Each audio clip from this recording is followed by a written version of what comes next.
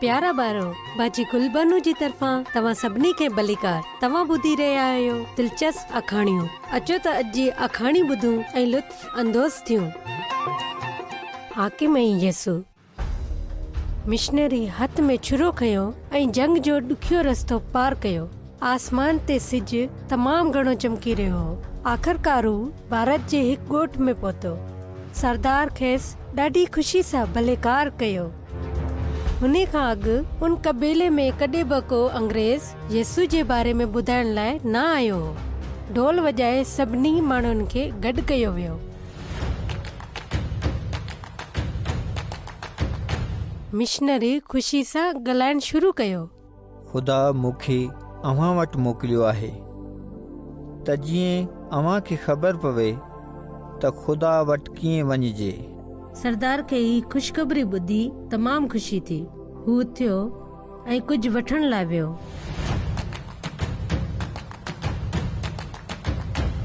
सरदार पंहिंजो कुआड़ो ख़ुदा खे ॾे थो। पोइ हुन वधीक ॿुधो। ख़ुदा तव्हां सां प्यार करे थो ऐं चाहे थो त तव्हां हिन वटि अचो, पर ख़ुदा पाक आहे ऐं तव्हां जा गुनाह हुन वटि वञण वारो रस्तो बंदि कनि था। गुनाहगार माण्हू आसमान में नथा वञी सघनि। ही ॿुधी भारती माण्हू उदास थी विया, छो त हू सच ॻाल्हाए रहियो हो। हुननि माण्हुनि चोरियूं कयूं हुयूं, कूड़ ॻाल्हायो हो ऐं क़त्ल कया हुआ। तंहिं करे हू शर्मिंदा हुआ। उदास न थियो। ख़ुदा तव्हां सां प्यार करे थो। हू तव्हां खे तव्हां जे गुनाहनि खां छुटकारो ॾियणु चाहे थो। हुन बाबति ख़ुशि थी सरदार उथियो ऐं वञी हिकु ख़ूबसूरत ऐं रंगीन कालीन खणी आयो।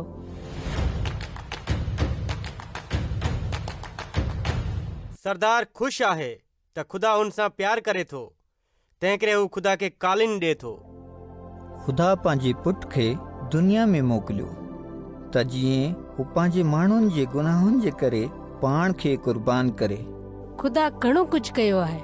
सरदार परे हलियो वियो त जीअं उहा क़ीमती शइ खणी अचे जंहिं ते हुन कब्ज़ो कयो हो।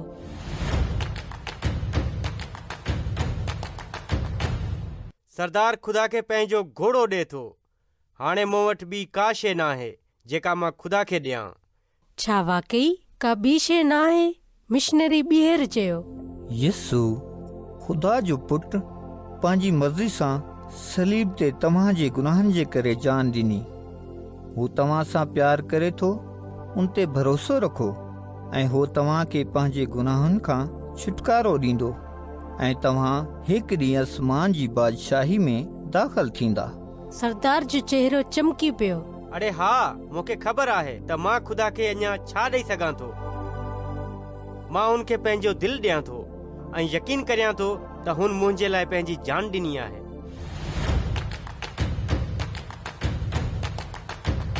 ऐं ॿियनि केतिरनि माण्हुनि ईअं कयो ऐं ख़ुशी ख़ुशी सां पंहिंजे खेमनि में हलिया विया।